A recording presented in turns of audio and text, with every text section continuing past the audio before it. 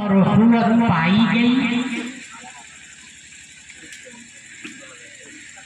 وہ قومیں آسمان رفعت پر آفتاب و ماہتاب بن کر چمکی۔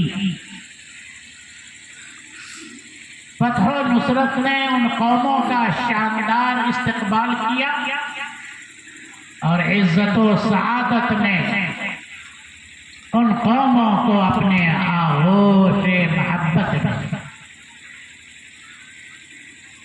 اور جو قومیں منتشر ہو گئیں،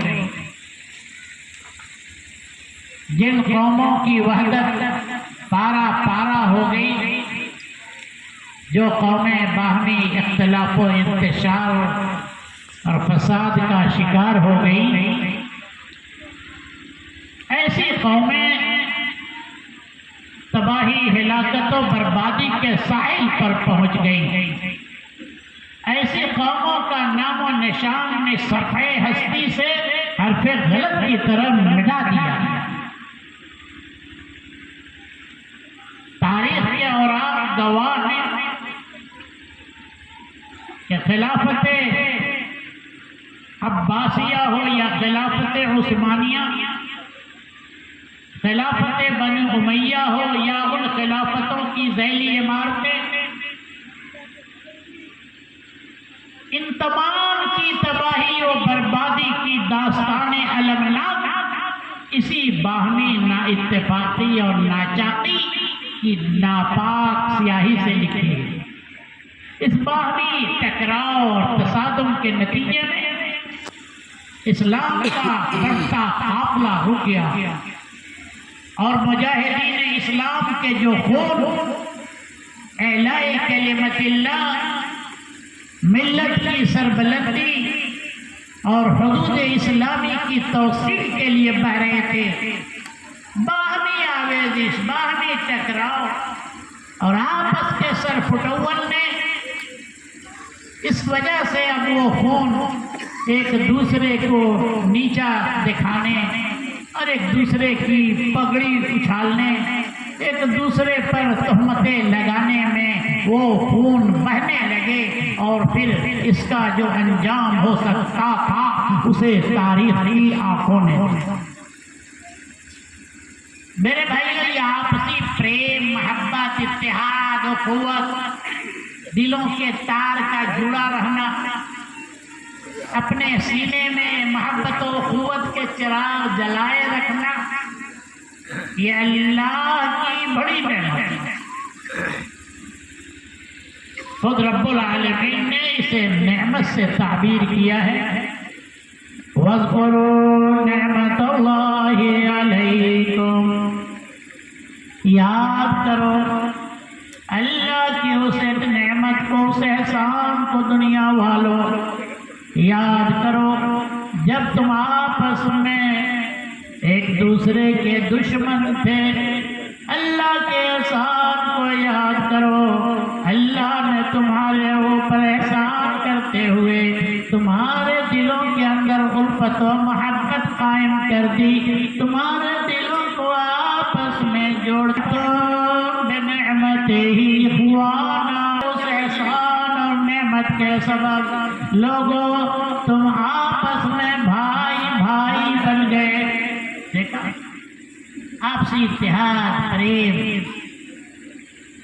یہ اللہ کی نعمت ہے، یہ وہ دولت ہے جس کی قیمت نہیں لگائی جا سکتی۔ نبی محمد رسول اللہ صلی اللہ علیہ وسلم سے فرمایا کہ نبی، اگر روئے زمین کی ساری دولت تم خرچ کر دیتے نا، تیرے بس کا روگ نہیں تھا کہ ان کے دلوں میں الفت کے دیپ جلا دیتے، ان کے اندر محبت قائم کر دے، یہ تیرے بس میں ایسا کرنا نہیں تھا، یہ تو میں نے کر دیا ہے۔ یا لو انفقت ما فی الارض جميعا ما الفت بین قلوبہم ولکن اللہ۔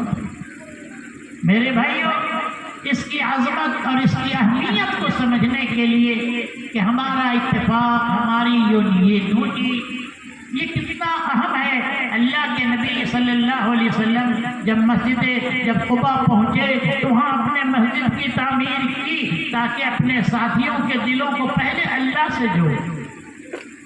اللہ سے جب ان کے دل جڑ جائیں گے تو آپس میں بھی یہ ایک ہو جائیں گے اور ان کی صفوں میں اتحاد قائم ہو جائے گا. پھر اللہ کے نبی جب مدینہ پہنچے اپنی مسجد کی تعمیر کی اور ساتھ ہی انصار و مہاجرین کے درمیان اخوت کا رشتہ، بھائی چارگی کا رشتہ قائم کیا. ایسا عظیم رشتہ، اور یہ جو رشتہ قائم ہوا کس بیس بنیاد پر؟ انصار اور مہاجرین کے درمیان ارے پہلے سے کوئی عقیدے کا رشتہ نہیں تھا، کوئی ملکی رشتہ نہیں تھا، کوئی تجارتی رشتہ نہیں تھا. رشتہ تھا تو صرف ایمان کا رشتہ تھا.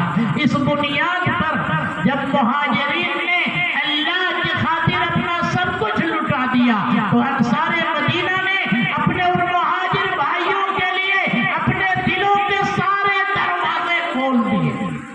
ہاں، دنیا نے، ان انصار مدینہ نے اپنے لٹے پٹے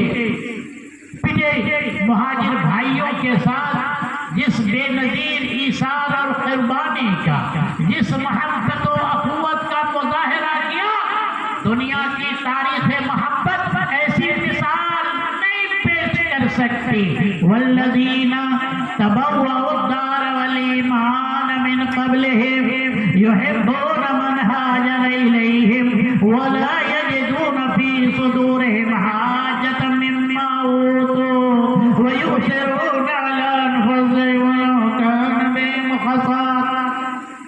پھر اللہ کے نبی صلی اللہ علیہ وسلم نے اس انداز سے تربیت فرمائی. میرے بھائیوں، ان صحابہ کرام نے باہمی اخوت، محبت و مودت کی ایسی مثالیں پیش کی، دنیا اس ایسی مثال پیش کرنے سے قاصر ہے.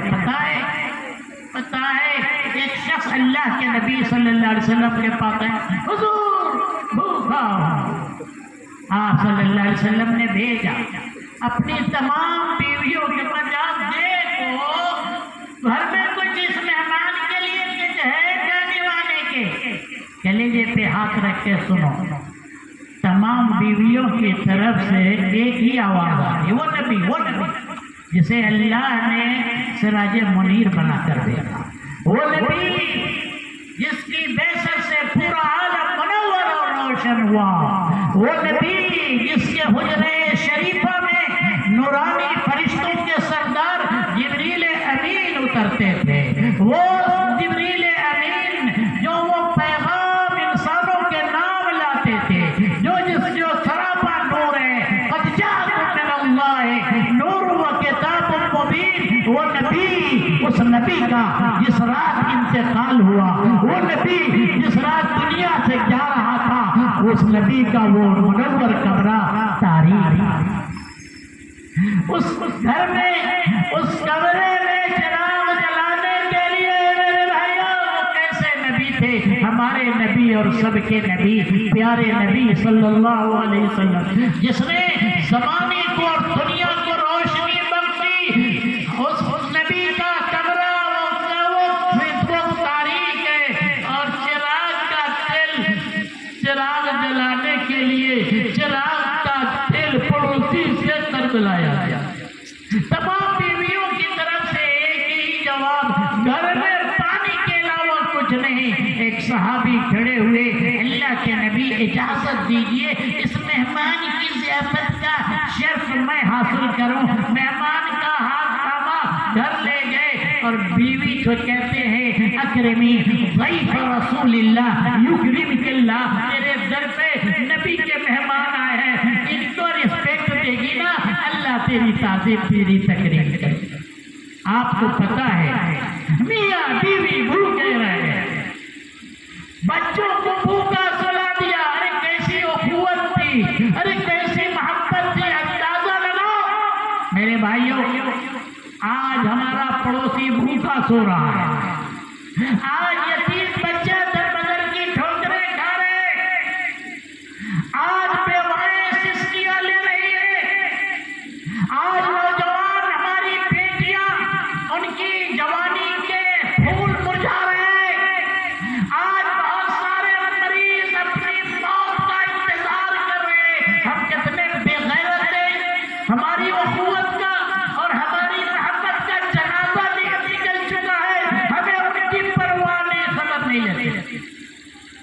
آج یہ آسمان مسلمانوں کے خون پر خون بہنے پر، یہ اس زمین میں مسلمانوں کے خون بہنے پر یہ آسمان آنسو بہا رہا ہے۔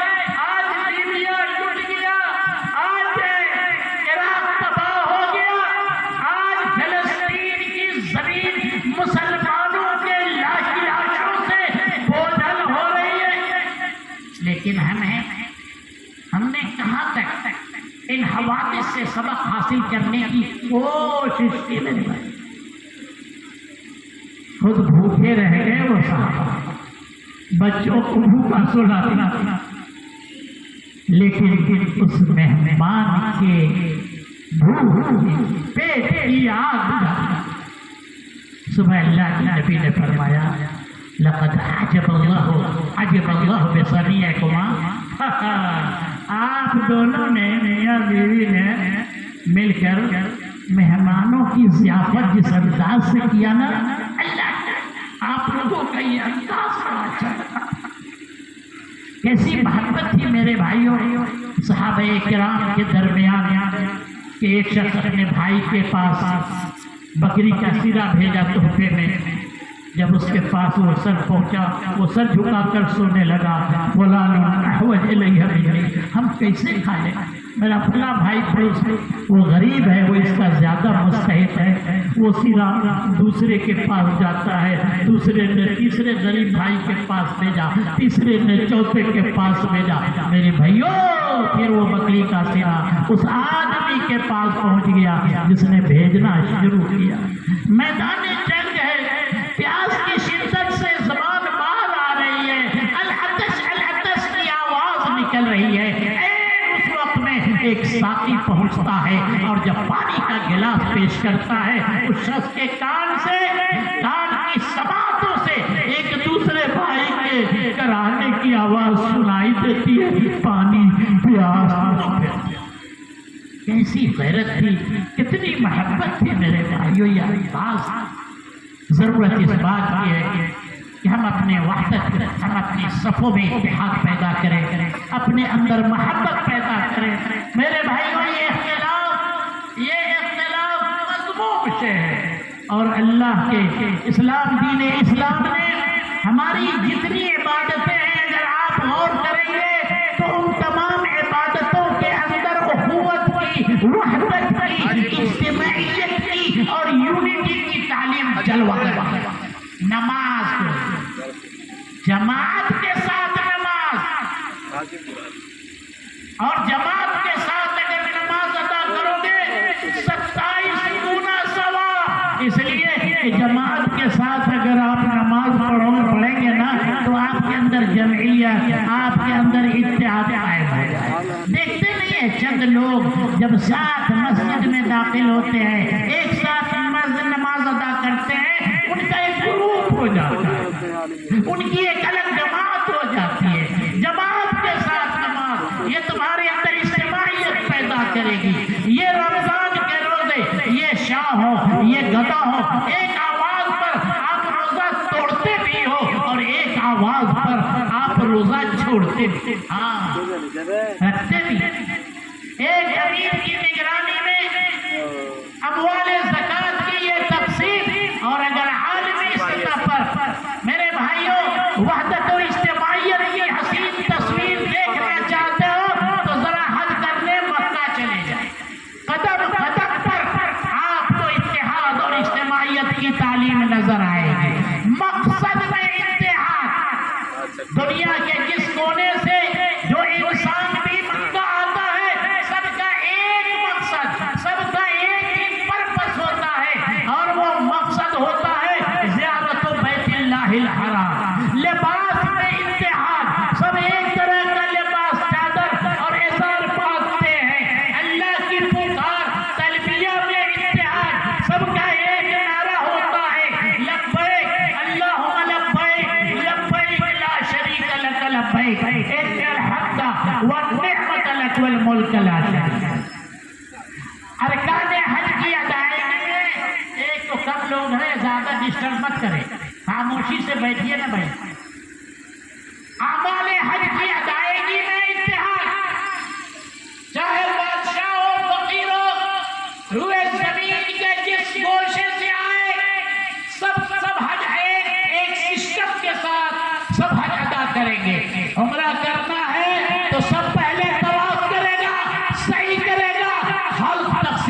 گا.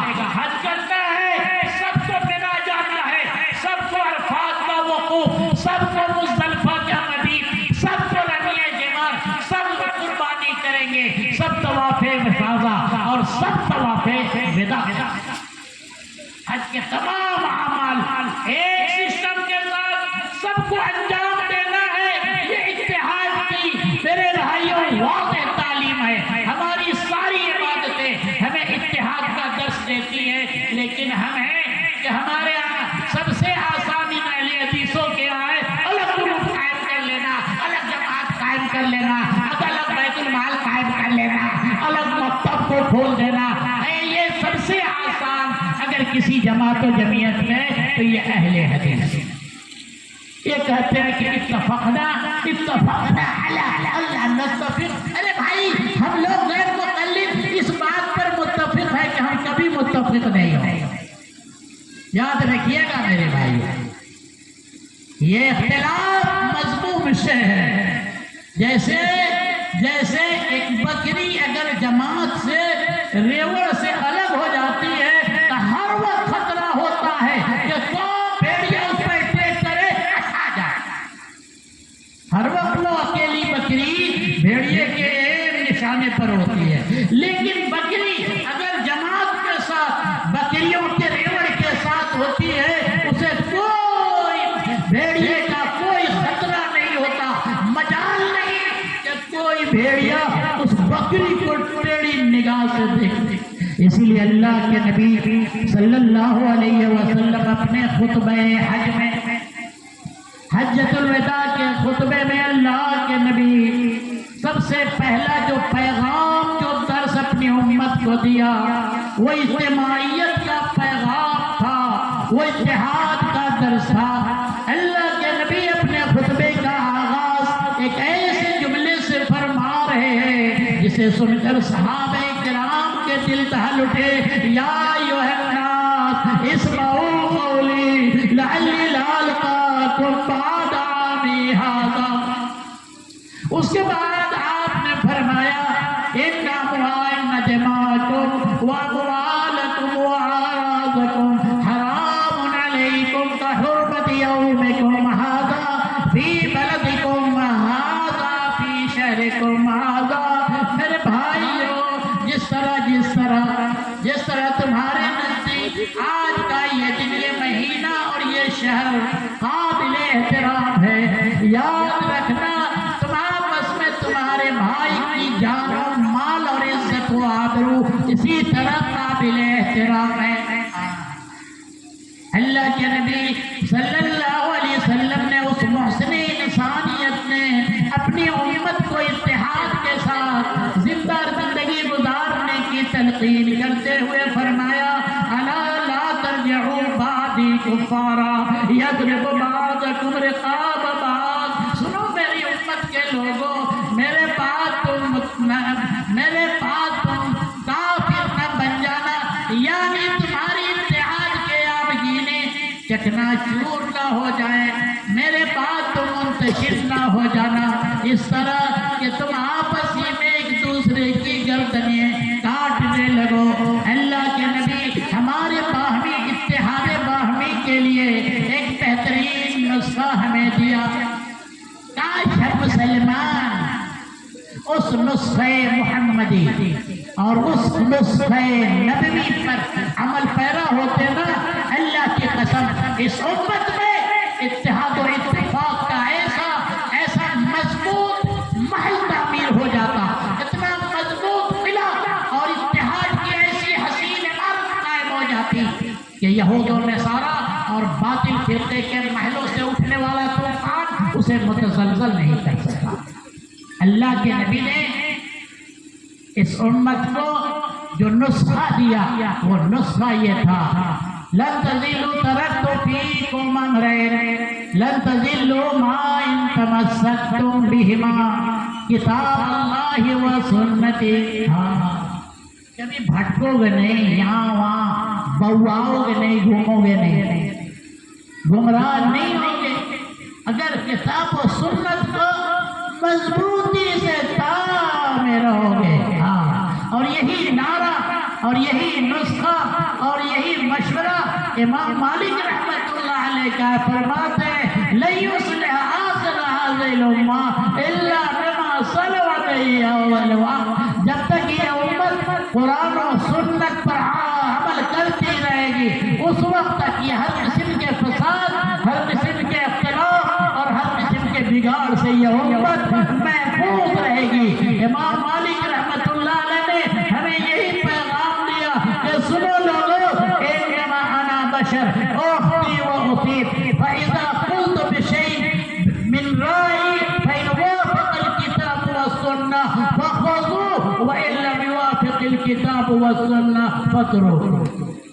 لوگوں تمسک بالکتاب، چاہتے ہو امت کے اندر اتحاد پیدا ہو، ہمارے اندر نہ اتفاقی نہیں، نہ چاقی نہیں، مختلف ٹولیوں میں نہ بٹے، تو ہمیں کتاب و سنت کو مضبوطی سے تھامنا ہوگا۔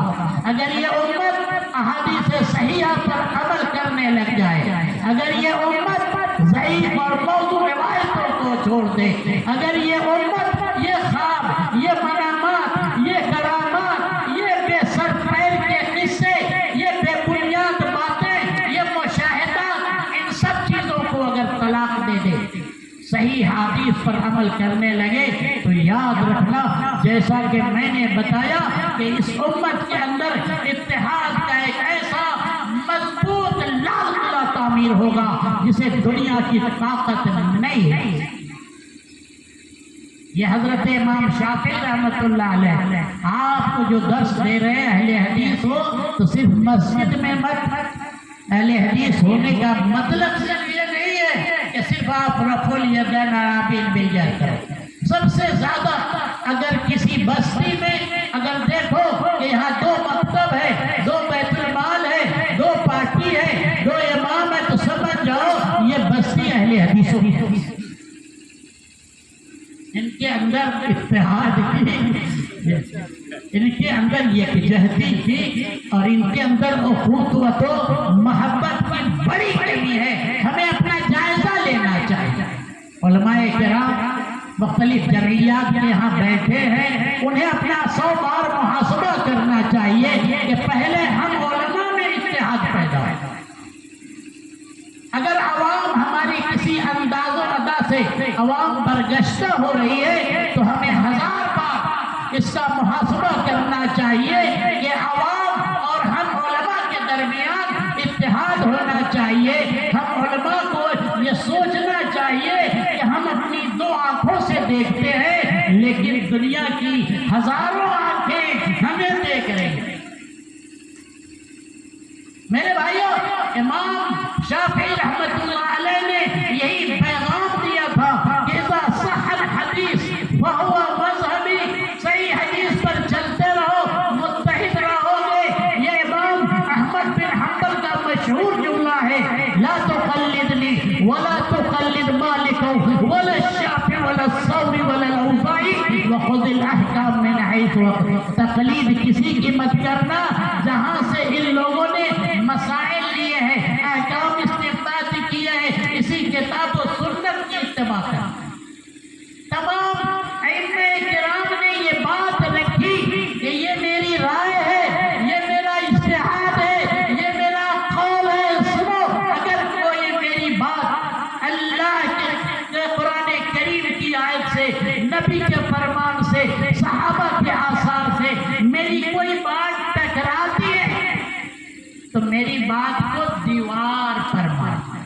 یہ ہے میرے بھائیوں اتحاد کی اہمیت۔ اخیر میں وقت بہت کم ہے، اختصار کے ساتھ آپ چاہتے ہیں کہ ہماری جمعیت میں، ہمارے گاؤں میں اتحاد پیدا ہو، ضلع میں علماء کے درمیان، علماء اور عوام کے درمیان اتحاد پیدا ہو، باہمی اتحاد۔ تو اس کا ایک نسخہ یہ بھی ہے، کیا ہے؟ صرف اتحاد کی روٹ لگانے سے نہ کچھ ہوگا۔ چاہتے ہو متحد ہونا، اور ہونا بھی چاہیے، ورنہ سنو متحد ہو تو بدل دو گے نظام عالم، اب منتشر ہو تو روح شور مچاتی ہے۔ اگر چاہتے ہو اتحاد تو ہفتے کا ہر پر سورہ حجرات کی عملی تفسیر بن جائے. اس سورہ میں جن اعمال اور جن حرکات اور جن برے اخلاق سے منع کیا گیا ہے، ہمارا دامن ان چیزوں سے پاک ہو جن میں سر فہرست ہے کسی کے ذات کا، کسی کی غربت کا، کسی کی بدصورتی کا مذاق اڑانا. لا یسخر قوم من قوم، ان میں سر فہرست ہے غیبت، جس پہ ہم علماء بڑا تیز ہے، جہاں بیٹھے غیبت. ہاں میرے بھائیوں، اگر چاہتے ہیں کہ ہمارے آپس میں اتحاد ہو تو اس کے لیے سینہ کو ذرا بڑا کر لیا، اپنے اندر عفو اور صف کا جذبہ پیدا کیجیے. یہی منہج صحابہ ہے اور یہی منہج ابو بکر صدیق ہے. یاد رکھیے گا، آج ہمارے اندر بدلے کی بھاونا بہت زیادہ ہے. فوراً مشتعل ہو جاتے ہیں، فوراً سبق سکھانے کی بات سوچنے لگتے ہیں. چھوٹے عالم ہو، بڑے عالم ہو، سب اس مرض کے شکار ہیں. کان کے ہم کچے ہو گئے. چاہتے ہو کہ سماج میں ہمارے درمیان اتحاد ہو تو ہم سب کو آنکھ سے دیکھنے کی کوشش کرو، کان سے دیکھنے کی کوشش مت کرو. کسی نے کچھ کہہ دیا، شیخ صاحب کے بارے میں ایسا کر رہے تھے، یہ تحقیق نہیں کیا، لے اڑے، ایکشن پر آ گئے. موبائل ریسیو کرنا، بات کرنا بند کر دیا. اس انداز کو بدلنے کی ضرورت ہے، تبھی ہمارے اندر اتحاد قائم ہو. یہ حضرت ابو بکر صدیق رضی اللہ تعالیٰ عنہ مصباح بن اساسہ، مصباح کو دیتے تھے، مالی تعاون کرتے تھے، بند کر دیا. اللہ تعالیٰ نے ٹیلی گرام بھیجا جبریل امین کے ذریعے، وَلَا يَأْتَلِ أُولُو الْفَضْلِ مِنْكُمْ وَالسَّعَةِ، فوراً انہوں نے جاری کر دیا مالی تعاون. چاہتے ہیں اتحاد، سینے کو کشادہ رکھیے، سینے کو سمندر بنا کر کے زندہ رکھیے. آپ اور سب کا جذبہ نظر انداز کر کے جینے کا جذبہ اگر آپ اپنے اندر پیدا کر لو گے تو پھر آپس میں بڑا پریم، بڑا اتحاد قائم ہو جائے گا. چاہتے ہیں کہ اتحاد قائم رہے تو زبان کی حفاظت کیجیے. یہ آج جتنے فاصلے، جتنی دوریاں ہیں باپ بیٹے میں، میاں بیوی میں، پڑوسیوں کے درمیان، دلوں کے جو اختلافات، جو دوریاں بڑھ رہی ہیں، ان کی بے بنیادی وجہ ہماری یہ زبان ہے. اور آخری بات، چاہتے ہیں اتفاق، اتحاد باہمی قائم ہو تو سلام کو عام کرو. یہ نبوی نسخہ ہے. رسول اللہ صلی اللہ علیہ وسلم لکھ کر گئے، نسخہ بتا کر کے گئے کہ واللہ لن تدخلوا الجنہ حتی تؤمنوا ولن تؤمنوا حتی تحابوا اولا ادلکم علی شیء اولا ادلکم علی شیء اذا فعلتموه تحاببتم افشوا السلام بینکم. بن جائیے. دیکھیے اپنے بھائی مسلمان کو سلام کیجیے، دل سے کیجیے، سینے کے کینے دور ہوں گے اور ہمارے دلوں میں محبت کے دیر جلیں گے. یہ وہ چند نسخے ہیں میرے بھائیوں جس سے ہمارے اندر باہمی اتحاد قائم ہو سکتا ہے. اللہ تعالی ہمارے دلوں کی دنیا بدل دے. اللہ تعالی ہمیں فکر سلیم عطا کرے. اللہ تعالی ہماری جماعت و جمعیت کے اندر اتحاد قائم کر دے. ہر قسم کے اختلاف، انتشار، فساد سے ہم لوگوں کو بچائے. اقول قولی ھذا واستغفر اللہ لی ولکم ولسائر المسلمین فاستغفروہ انہ هو الغفور.